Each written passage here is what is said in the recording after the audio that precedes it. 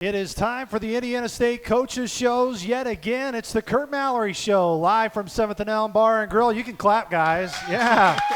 Yeah, there you go. You can clap back. Great to be here upstairs live at 7th and Elm, and it's good to be on our new radio partner as well with DLC Media across here, the Terre Haute airwaves. I am Luke Martin, the voice of the Sycamores, alongside the head coach, Curt Mallory. Coach, here we are. We have finally made it. It is game week again for your group. What are the emotions like for you here on Monday, which I know it's a big game day preparation day for you and the staff? Well, they're high, obviously. Everyone's excited to play. These guys have worked extremely hard. And, we got a week of preparation yet. And come Saturday, we're ready to go. You know, the week of preparation I know is huge. But, it was just kind of hitting me over the weekend as I was going through some old stuff and, saw an old video I did after the Missouri State game in 2019, and it really didn't hit me till in the video. I was like, until 2020, and realized there wasn't anything in 2020 in terms of Sycamore football. And everything you guys have been through over the last, it'll be 644 days come Saturday since the last time you played. A lot's happened in those 644 days. For you, what's been the most positive thing that's happened over the course of this program and the message that you've always been saying over the last 644 days? Well, the fact that these young men stuck together, and, that says a lot about their character. It wasn't easy. They wanted to play, but they stuck together. And I think one thing needs to be noted. We may not have played, but we've been preparing. And these young men have worked hard. When they got the news, they kept working. And that's one thing that hasn't stopped is the preparation. And we're going to keep preparing this week until game time. When you look towards Eastern Illinois and, of course, the game upcoming, what's been the biggest positive when you look at what you've accomplished in fall camp? I think the depth. You look at the depth and seeing a lot of guys that are going to add to that. Maybe it's on the offensive line. Maybe it's in the secondary. But you've seen a lot of guys that maybe haven't played a whole lot, really get a lot more looks out there. So it's created us to get some more depth, and as we always say, we're going to need everybody. When you think of fall camp and needing everybody, what were the biggest observations of your leadership in your rooms? And you look throughout all the different position groups that you've had to be able to have leadership, it seems like, in each position group.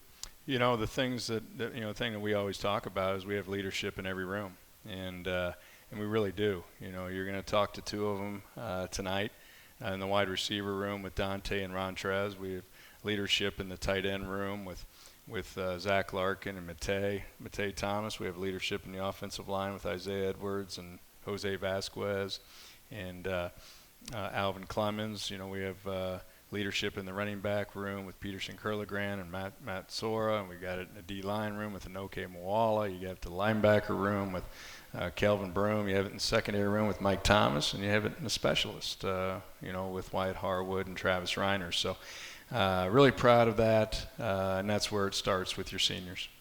When you think of, that senior leadership, it's always those things you can't necessarily, coach. It is the game experience. But what are some of the things that you feel like your group has really been able to push towards over the last year to get better, even though you maybe necessarily haven't had the game experience?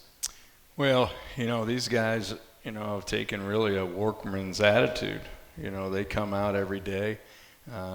We're not coaching effort. We're not coaching attitude. That's been established. These guys bring that every day. They hold guys accountable. I said the example the other day, I was awfully proud of these guys. We went from pitcher day, which, can be a, kind of a loose deal, and then we go into a mock game, which is as serious as can be, since a lot of us haven't played in a game yet, and most of us haven't played in a while. And so for them to go from pitcher day to a mock game and keep that focus says a lot about this group, and that's how they've approached it all through camp. Coach, obviously getting ready for Eastern Illinois this Saturday. I know there's been so much gain in terms of over the last year in the weight room, and I know specifically for your guys, it's really been your freshmen that were freshmen last year that necessarily didn't get a fall camp. I know they've really been able to improve and get in that weight room and get bigger, faster, stronger. Well, when we made the decision, it was, it was going to affect everybody in a positive way. and obviously the freshmen from a year ago weren't going to have an off-season program, but it was going to help everybody develop, and it's shown. Guys have made huge gains in the off-season, and like I said, this team has been working. They've been preparing. It's not like we've just been sitting there. These guys are prepared every day, and so that's what you see with this football team, a team that's going to continue to prepare to have a great year. And as you guys continue to prepare and have a great year, there's just so much optimism, I know, for this year. And we kind of talked about it earlier in your press conference of making sure it's a slow burn. Mm-hmm. I'm sure it's always a difficult challenge when you think of getting the slow burn for just any season started. But I'm sure probably this year that challenge may be just a little bit more of a challenge just because of how long it has been. No question. Like I said at the beginning, this team is anxious to play. Talked to them about that throughout the week. You're not going to play the game in practice. You're not going to play it in pregame. You got to play it at 6 p.m. on the 28th. And keeping that, stay in the moment, get ready to slow burn and take it right up to kickoff, because that's how they've approached it. And one of the things that we did the other day before the mock game is I had every young man in our program stand up that's participated or dressed for a football game at Memorial Stadium. A good amount of them stood up, and it probably wasn't real noticeable until I had them sit down and had the ones that haven't played or coached stand up. And I think it really opened up our eyes how important it is, going into this game. It's been some time. It's the first time for some. Well, that's the good thing about you get those, those jitters out of the way this Saturday when Eastern Illinois comes to town. We'll talk about Eastern Illinois specifically as we get a little towards the end of the show with you, but the guys who are going to be here tonight, and Dante and Trez, let's expand on those guys. Dante being named a captain, Trez, though, right there with them in terms of the leadership category. The expectation those guys set, what is that expectation that those guys set in the room, and especially you get to see it each and every day with them? Well, they lead by example, and they lead vocally. When we're doing anything, you look over there and you see the speed that they play at. Everything's full speed. Everything's about getting better. I look down there. I mentioned it the other day after practice. You watch Rontrez and how he goes about his business. You watch Dante. They're out there every day to get better, and it's contagious. And it's contagious in that room. They lead, and those guys follow them because of the respect that they have for them. We'll take our first break here on the show. When we come back, we'll be joined by Dante Hendrix and Rontrez Morgan. This is the Curt Mallory Show, live from 7th and Elm Bar and Grill. Welcome back to the Indiana State Coaches Show, here live from 7th and Elm Bar and Grill. Just talked to the head coach, Curt Mallory, just a moment ago, as the Sycamores are preparing for the Eastern Illinois Panthers this weekend. And two of the biggest reasons why Indiana State is very optimistic about this fall season for the Sycamores are these two gentlemen, two wide receivers, Dante Hendrix and Rontrez Morgan. Fellas, number one, thanks for taking some time to come on by tonight. You guys ready to finally get back in the game week, man? It's just, I know you guys have been working the last year, but it just probably has to feel great for you, Dante, just to know that finally game is right around the corner and you get to hit somebody else. Yeah, definitely. It's been a long time coming. We haven't played in almost 2 years and whatnot, so the guys are excited and we're ready to play. Trez, we just talked with Coach Mallory a moment ago, and the leadership aspects were not just Dante, but you have really improved during your time here. Where do you feel you've improved the most, just from that leadership side, and what's allowed you to get better in terms of being a leader for not just guys within your position group, but also on the team? I would just say, being more vocal to the guys in the room. Obviously Dante is a huge leader, and I'm right behind him. But the young guys coming in, we just try to be role models of them and just help them in every aspect of the game.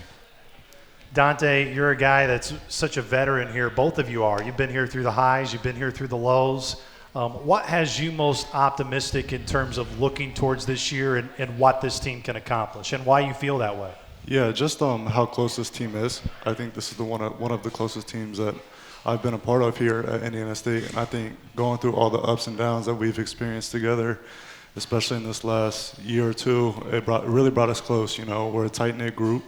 We're all there for each other. You know, everybody has each other's back. So that's what I'm most excited for.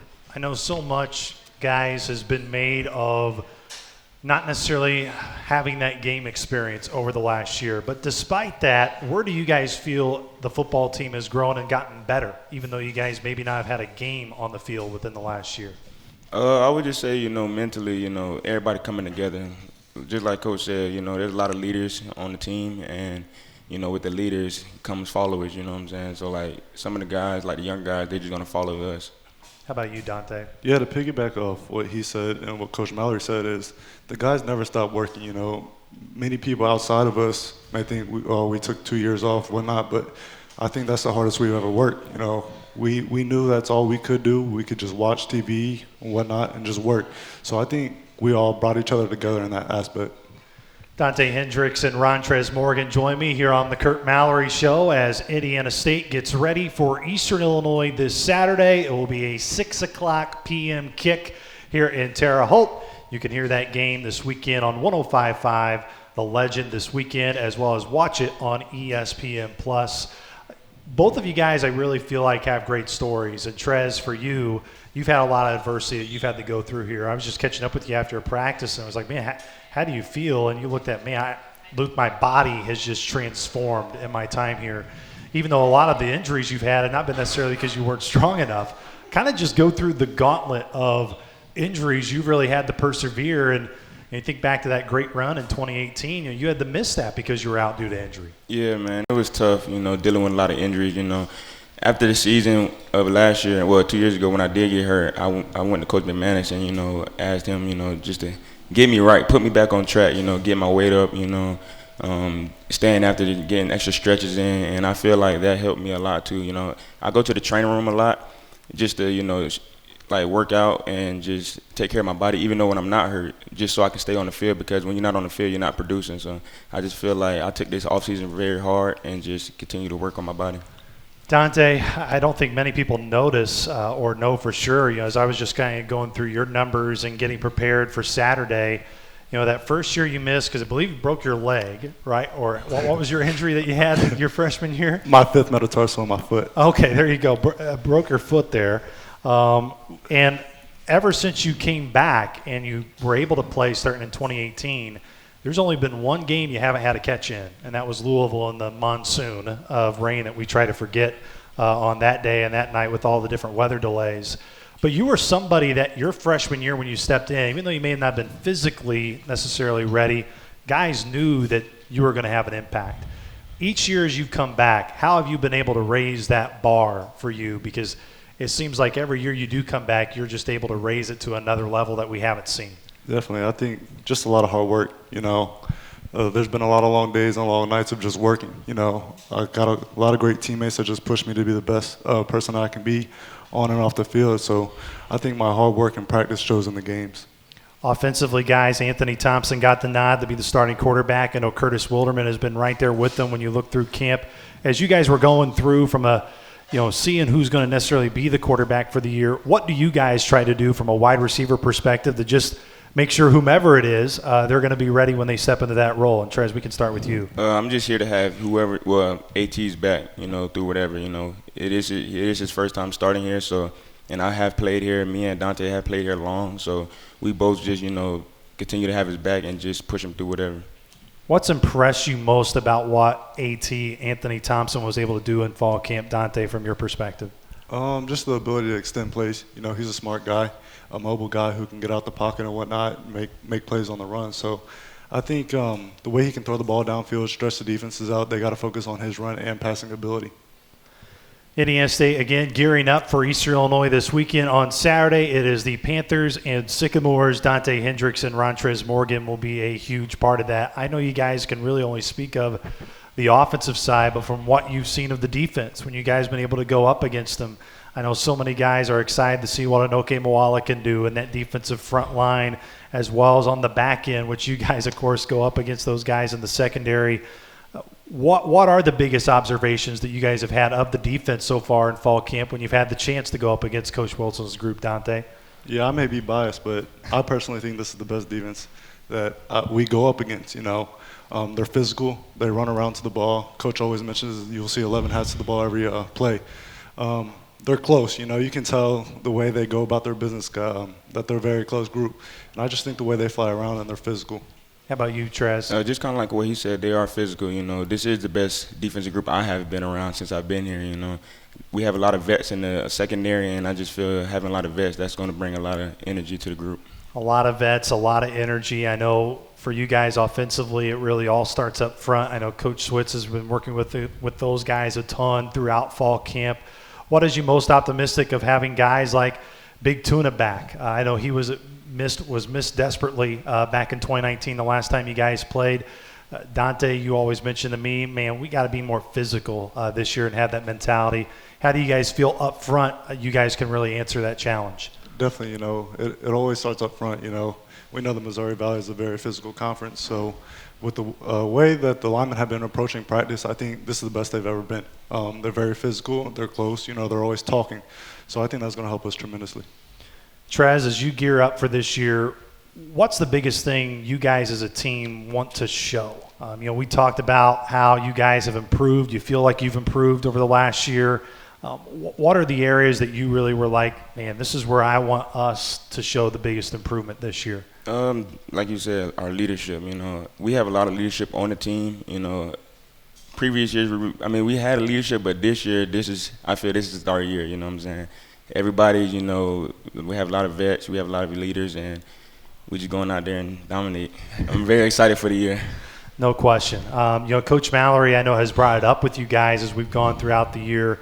This is an important rivalry game. Last 2 years, Indiana State's been able, the last two times this series has been played, Indiana State's had the upper hand in the series, but you look prior to that, Eastern Illinois won 13 of the previous 15. Was on a 6-game winning streak up until the last 2 games have gone on our side in favor of the Sycamores.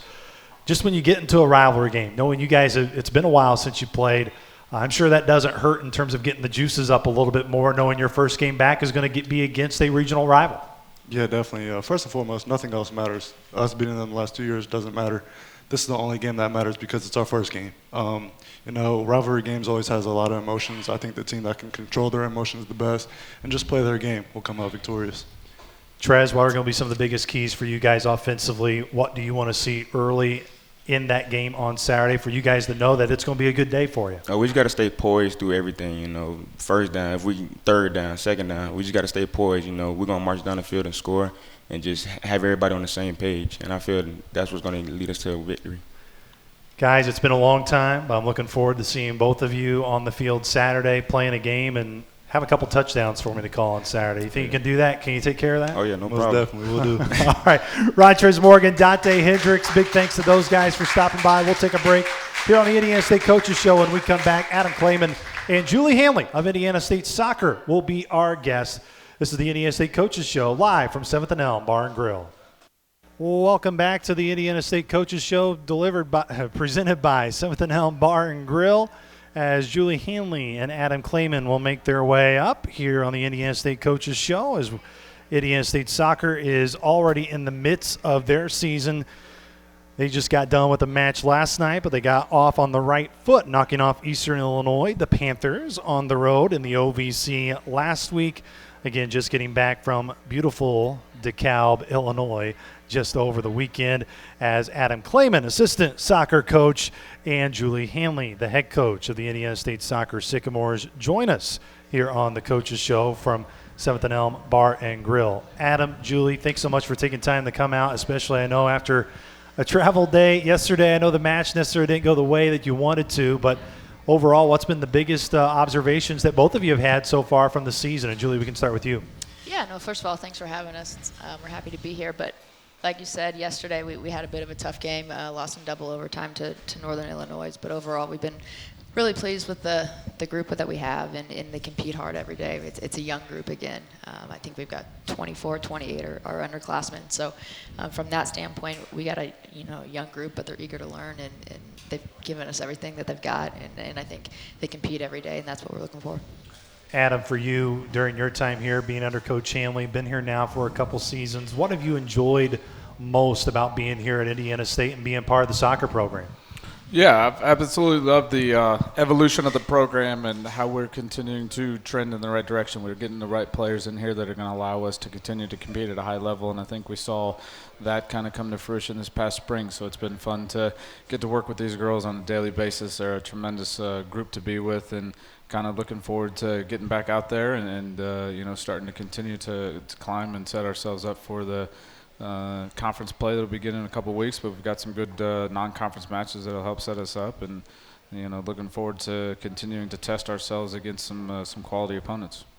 Coach Hanley, I know when you hired Adam, you were very optimistic in terms of what he could bring to the program. Now you've had time to really be with him, coach with him, and I know your women think so highly of him on the team. What's been the biggest addition that you feel Adam has had, and why it's been just really such a really good fit for you guys as a staff? Well, I think he and I, we get along really well. That's half the battle. A lot of times when you're hiring someone is, are they going to mesh well with the rest of the staff and with your program? So I think Adam's been everything that he was made out to be in the interview process, and he worked for a coach that I actually played for growing up. So spoke very highly of him. But I think from our standpoint, the team has benefited. He's always has energy. I mean, if you see him in the hallways, he's an energetic guy. He loves to compete, loves to teach. He has kids of his own, and so he's a family guy as well. So I just think the type of person he is, first and foremost, is what we're looking for. And then the type of teacher and coach he has been absolutely fantastic. And we wouldn't be, nearly as successful without him. So we're really lucky to have him. I know, as Julie mentioned, you got a team at home too, Adam. You're not a lone soldier. Describe that team at home and how important it is to have that team at home that allows you to be able to obviously work so well with the team you have here. Absolutely. I wouldn't be able to do what I love to do without my wife. She's definitely the rock of our family, and with our oldest, Journey, getting ready to turn 8, and she's in 2nd grade, and Jet's going to turn 2 here in about 9 days, and they're both going to get a little brother at it here in the next couple of weeks. We started our own 5-a-side, it seems like. So, without my wife and her support and the children, they, having the support and being able to flip on the TV and catch some games every now and then, they're the backbone of everything that I do. And, it makes it a lot of fun to be able to come home and celebrate the highs of everything with them.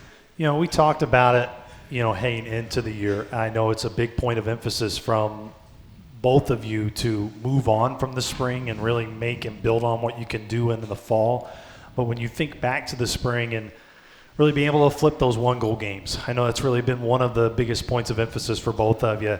And not just flipping those 1-goal games, but ultimately finishing 2nd in the league, which I know was a huge accomplishment for both of you and the team. What are you looking for really here early in the fall to build off of what was a very positive spring for you? Go ahead, Julie. I think for us, it's just, are we getting better every day? We started this season with 28 players, and we've got some kids injured right now, so we're relying on a bunch of young kids. But I think from our standpoint, we always talk about we want to be better than the day before. And I think just every day we get better and staying healthy. And by the end of the October, we want to be playing our best soccer. So right now we realize there's going to be some growing pains. There's going to be some things that maybe don't go our way, but it's all part of the process. And the results, they'll come if we continue to just focus one day at a time and not stress too highly on winning and losing. Because I think within our program we know what we have, and we always stress that to the kids, and block out the outside noise, whether it's good or bad, doesn't matter, because we know what we have in our program and we know what we're capable of doing. And if we continue to take it a day at a time and get better than the day we were before, then I think we'll set ourselves up for success. How about for you, Adam? I think the acclimation and the integration of 8 new players into the program is one of the biggest obstacles that we're working through. As we were talking last night, just before we kicked off our 4th match, it was only the 21st day that we were together as a group. And so when you think about all the things that we're trying to apply and to teach and let the girls grow into the system, it's kind of trial by fire, and they're soaking up as much as they can, as fast as they can. And last night was another great opportunity to go back on the road and test ourselves. And we talk a lot about the R factor and what's our response. And In the last couple of games, we conceded a goal on the road at Eastern Illinois, and 3 minutes later, we answered with a goal of our own. Last night, we conceded late in the match, and we scored a goal again just a few minutes later. So the moments when we faced adversity, the girls are already answering the bell and coming back. And so I think as a coaching staff, we're delighted about that. And so now it's just, one of those things. Last night we didn't lose, we just ran out of time. And, we're going to continue to put ourselves, and the girls are going to put themselves in situations to be successful. And, that's what's great about this group. When you look at the team specifically, again, Julie Hanley, Adam Kleman join us here on the Indiana State Coaches Shows as Indiana State soccer off and rolling this year. Indiana State football getting ready for Eastern Illinois this weekend, Saturday at 6 o'clock. Sycamores for soccer about to hit the road here for a little while with Missouri upcoming and then on the road to the Carolinas. But before we get to the upcoming games, looking at your team, I know in the spring it was really the youth of your group that really showed up massively, Adam and Julie. And here in the fall, you've had a new incorporation of youth really start to play and come to fruition. How good is that for a program when you have your younger gals come in the spring and do so well, and then guess what? They got competition coming in again this fall that they felt here early. Yeah, I think from our standpoint, getting those young kids the experience in the spring. Now they've been there, they've been in close games, they've been in conference games that mean a ton. So now all those kids are sophomores, and so they can kind of help integrate that new class and just kind of show them, what it takes, because up until last year, we didn't really know because no one had ever been in that situation, and we weren't, winning close games and putting ourselves in a situation to finish where we did. So I think now that we've been there and we've seen kind of what it takes, that now it's time, okay, we've seen that now, how can we be better? So I just think overall the experience, and a lot of times some of the nerves, your young kids are starting for the first time or playing in games that maybe you didn't foresee them playing in the recruiting process or early on in the season, and they're being forced to play and knowing that, like I said, they're going to make some mistakes, but at the end of the day, we'll be better because of it.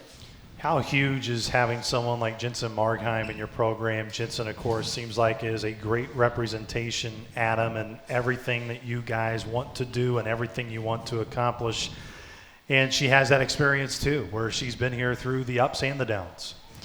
Yeah, you talk about a tremendous human, right? And that's where the bar is set, and all the girls look to her. And one of the great things about this team right now is she's living with 6 sophomores, and so I think that's that's a testament to her and to them, and she's loving life and she's enjoying it, and it's allowing her to kind of share her wealth and wisdom, and pass it down to some of the younger girls, and at the same time it allows them to really enjoy the process that much more. But you can't say enough good things about Jay, everything she does off the field for the team.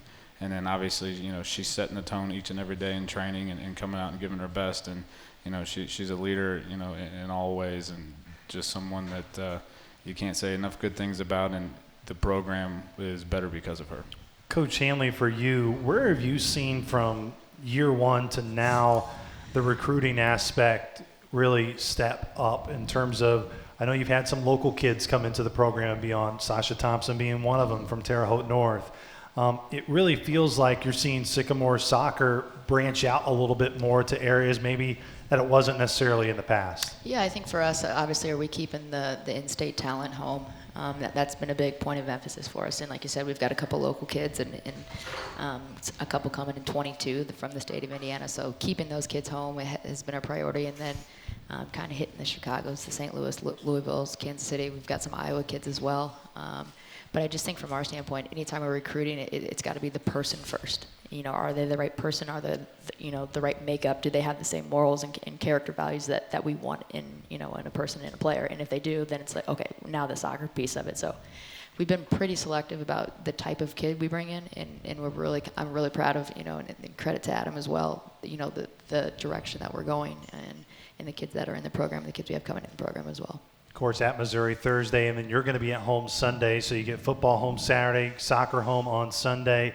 I know you've been at home, and you've had opportunities to play an exhibition at home, but knowing you've gotten the game experience on the road, Adam, how big will it be? Just you got Missouri, I know, first, but also to finally get an actual home match that matters on Sunday too. Yeah, that was one of the biggest things with the friendly we had at home is just, being able to open the doors and have fans in the stands. And that was something the girls were really delighted about and able to, enjoy that. And I know that with playing a Sunday match at home, we'll have a lot of support from families and friends. And that's something that for the girls to be able to go out there and take a home opener, after football takes care of business on Saturday, we're really excited to come out and keep that momentum going. No, both of you are so excited about your group this year and what they can accomplish. When you look towards Thursday at Missouri, where do you want to see improvement from Northern Illinois to Missouri this week? We'll start with you, Julie. I think it's going to be a challenge. They're in the SEC now. I always think of them in the Big 12 because that's showing my age. They were in the Big 12 when I was playing. But I think anytime you go on the road and play, a Power 5 team, our kids are going to be up for it. So from that standpoint, just the atmosphere and just playing that caliber of player. But I think for us, we just want to, stick to getting better. Are we competing? Are we everything that we can control? Are we doing that to the best of our ability? The attitude, energy, and effort, like Coach Mallory said, we don't have to coach that. They bring it already. So I think, our attention to detail is going to have to be a little bit better than maybe in the past. But I think it's just another game, and they don't need to rise to the occasion for anything. They just need to go out and play, and they'll be ready to. And I think we've got, obviously a short week this week, but I think there's, a lot of excitement. You mentioned the excitement level, and really for both of you, of course, when you share a facility, you get to spend a lot of time around each other. But I know soccer and football overlap a lot, and in terms you get to really meet and integrate with a lot of the staffs. Your season got interrupted, ultimately had to play in the spring, and now trying to squeeze 2 seasons in a very short amount of time. Just for you as not just fans of, I know, every program here, but because you work closely with football in conjunction with your sport, how excited are both of you to know that those guys get an opportunity to get back on the playing field after not having it for a year? Yeah, the buzz to be able to get everything back to whatever the new normal is, right? Yeah. To be able to resume, hosting games, playing games, training, those are all things that I think everyone loves. And so now being able to get kind of everyone back in their season and being able to have that buzz around town, that's one of the great things I think about the community here is that there's a lot of tremendous support. And when all programs are firing and clicking away, it's really exciting to be able to see, not only their support for us, but, our girls love to go out and support them. And, the whole that atmosphere is just really contagious within the department, and really looking forward to a great fall for all the sports involved. No question. I know it's going to be nice to see Sycamore soccer back at Memorial Stadium on Sunday following Sycamore football on Saturday. Julie, Adam, thanks so much for stopping by and spending a few moments with us, and we look forward to continuing to see your crew improve throughout the year and build on what was a great spring into a great fall. Thanks to both of you. Thanks, Luke. Thanks, Luke. Once again, that was Julie Hanley, the head coach of Indiana State Soccer, and Adam Kleman join us here on the Indiana State Coaches Show, brought to you by 7th and Elm Bar and Grill. We'll take a break. When we come back, Coach Cofer from Indiana State football, wide receivers coach, will join us. This is the Indiana State Coaches Show from 7th and Elm Bar and Grill. Welcome back to the Indiana State Coaches Show at 7th and Elm Bar and Grill here in Terre Haute at the corner of food and fun. We are upstairs, so if you're driving by and want to join us, feel free. Be here till 7 o'clock because now the real star of the show joins us. Colin Cofer, wide receiver coach for Indiana State in his first season here at ISU, joining just over the summer. Coach Cofer, welcome to Terre Haute. It's great to have you here. It's funny, we were catching up at practice just the other week, and you were like, you're a Ball State guy, right? And I was like, yeah, I went to Ball State. We were at Ball State at the same time and didn't even really recognize that. We were. Craziness how time really flies by. But for you in this group, I'm sure just a lot of eagerness and excitement to get back to playing games, especially when you got the talent in your wide receiver room that you guys have. Absolutely. I'm a little different than everybody else here because I ended up played last spring my old school. So I got a little taste there, but these guys are ready. They've been preparing for a long time. You can tell they're balled in. Rontrez and Dante are 2 top-notch guys that easy to be a good coach, leading those 2 guys because they kind of take care of themselves and the guys follow them. So really eager to get going Saturday. You mentioned where you came from, Indy, being able to play in the spring and have some sort of spring. What was that experience like for those of us that necessarily didn't get that experience in the spring? What was it like for you to go through that at UIndy? Different because it was spring, but it's football at the same time. So something that was kind of normal for some people, but the timing was a little different for everybody else. So it was a quick transition. a lot of practice, but these guys are in that right now in terms of practicing for a couple years before they play. So, different time than it is now. So, when this opportunity came up for you, why was it important to at least look at the job? And then what was it about going through the interview process that really stood out about Coach Mallory and his staff, and why you wanted to be a part of it? It was a no-brainer. I wasn't even looking for the job. He offered it, and I was going to walk I was on a golf trip, actually, and I got the call. And I pulled over in the middle of nowhere, got the call, and I took the job right then and there, and I would have walked back if I had to. I'm a firm believer in people. It's a people business, and Coach Mal was spoken so highly of from people that I trust and I value. So when he called, it was a no-brainer for me to come down here and get to work for another great staff that I'm used to in the past is great people, and this staff is full of them, so I'm excited to be here. Staff is full of great people. I know that's a really important aspect when you look through, when you're wanting that next opportunity. But once you got here, what stood out initially just about your wide receiver room before you even really got to work with the guys? Just kind of going through, maybe watching film, what were some of the biggest things that you tried to take a hold of when you first got the job? Just grasp that they've been here, they've done it, and so these guys are very mature people, not just football players, but mature individuals themselves. So they handle their business the way they're supposed to, their own time to classes, their own time to meetings. They have their notepad out, so they're ready to go. I don't have to teach these guys how to study and prepare. So that was easy for me to be a coach because I can get right to the X's and O's of the game and add my spin to what they do here and kind of go from there. So much has been made about this group not being able to play over the last year, but during your time here, where have you seen guys improve the most in your room, especially some guys who were freshmen last year and being able to use the time, not necessarily in your position group, just when you watch guys on the team, how important that's been just to have that aspect of those guys get bigger, faster, stronger over the last year? Yeah, well, obviously they're all bigger, faster, and stronger, but they got so many reps that they're so confident now. They're playing fast. They're not thinking. So that's a testament to just their effort they're putting in the study, in the film room, and everywhere else. So these guys are really putting the time in and work, and you can tell how they're playing during practice. Full speed moves, full speed thoughts and decisions they're making, and it's good to see. Gearing up for this year in Eastern Illinois next week, what about this team in terms of the offense and how you guys have looked so far in camp? What has you most optimistic, Coach Cofer, about what this group can accomplish from an offensive standpoint this year? Just be extremely explosive, running the ball and passing the ball. Very diverse offense. We do a lot of different stuff, which is awesome to see, but we can handle it all, which is very impressive. So we can throw the ball to a lot of different guys on the team. There's a lot of guys that I trust in my room that can go get it, which is awesome. And then we run the ball, and we have tight ends, quarterback, and everybody, so pretty deep. Dante and Trez, I know, are huge pieces of your wide receiver room, but it really seems like it goes much deeper than just those guys. And we can spend all day talking about Dante and Trez, but as you kind of go through your room, where are the strengths as you go kind of from the top into the bottom? I say top to the bottom, but there really is no bottom, it feels like, in your room. Yeah, it's a long list. Those two guys at the top set the standard. We always say that all the time, the position is the standard, so they set that pretty high. But guys like Dejon Collins, a guy he's crafty. He's a coach on the field. He gets the schemes and spacing. He's a great player, and he'll continue to be great the longer he plays. It's a great player to add to the group. Harry Van Dyne, tall 6'5" kid that can stretch the field and go get it, which is an awesome attribute for himself. Noah Ellison, a transfer from Purdue.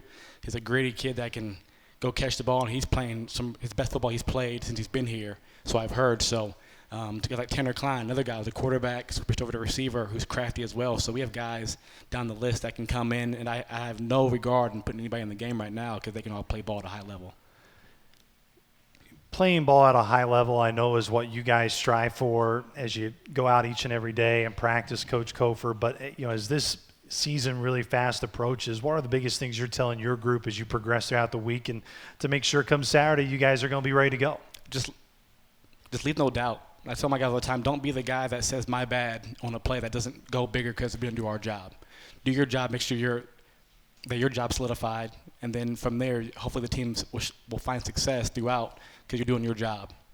Coach, it's always great to catch up with you. It's been such a fun time being able to get to know you and so many of the new coaches on staff. I'm just ready to see you guys experience a game day here in Terre Haute because it's a lot of fun, and it's going to be a lot of fun on Saturday in a rivalry game enjoy the rest of the week in preparation, and let's get a win on Saturday and start 2021 off in the right direction. Absolutely. Thank you so much. Thanks, Coach.